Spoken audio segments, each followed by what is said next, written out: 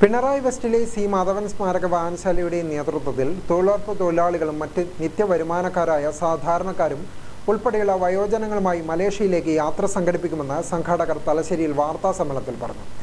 ഇതേവരെ കേരളത്തിലെയും ഇന്ത്യയിലെയും വിവിധ സ്ഥലങ്ങളിലായിരുന്നു 15ഓളം യാത്രകൾ നടത്തിയിരുന്നത്. 16ാമത് യാത്രയാണ് മലേഷ്യയിലേക്ക് പുറപ്പെടുന്നതെന്ന് സംഘാടകർ അറിയിച്ചു. സംഘം ചൊവ്വാഴ്ച രാവിലെ യാത്ര തിരിക്കും.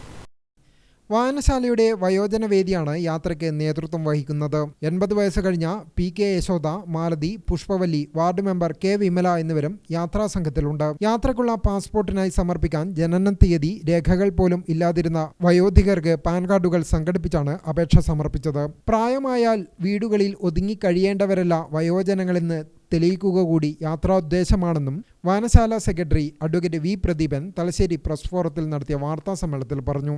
ചോദിച്ചപ്പോൾ ട്രെയിനിൽ നിന്ന് ഞങ്ങൾ പറഞ്ഞു, നമുക്ക് ഒരു വിദേശ യാത്ര നടത്താം, മലേഷ്യയിൽ പോകാം.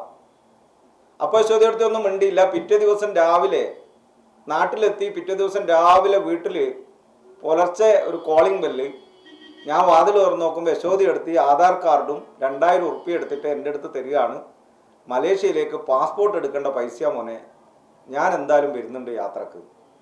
അത് ഞങ്ങൾക്ക് യഥാർത്ഥത്തിൽ ഈ യാത്ര നടത്താനുള്ള ഒരു പ്രചോദനമായിരുന്നു. എന്നോട് പറഞ്ഞത്, ഡൽഹി യാത്ര പോയിട്ട് വന്നപ്പോൾ എനിക്കൊരു 5 വയസ്സ് കുറഞ്ഞിട്ടുണ്ട്. ഓരോ യാത്രയും വയോജനങ്ങളെ എത്രമാത്രം അവരുടെ ജീവിതത്തെ അല്ലെങ്കിൽ അവരുടെ വയസ്സിനെ എങ്ങനെ സ്വാധീനിക്കുന്നു എന്നതിൻ്റെ ഉദാഹരണമാണ്. ഇത് ഞങ്ങൾക്കും ഈ യാത്ര നടത്തണമെന്നൊരു താല്പര്യം ഉണ്ടായി. ഈ യാത്രയുടെ മറ്റൊരു പ്രത്യേകത, ഇതിൽ പലരും തൊഴിലുറപ്പ് തൊഴിലാളികളും അതുപോലെ സാധാരണക്കാരായിട്ടുള്ള ആളുകളാണ്.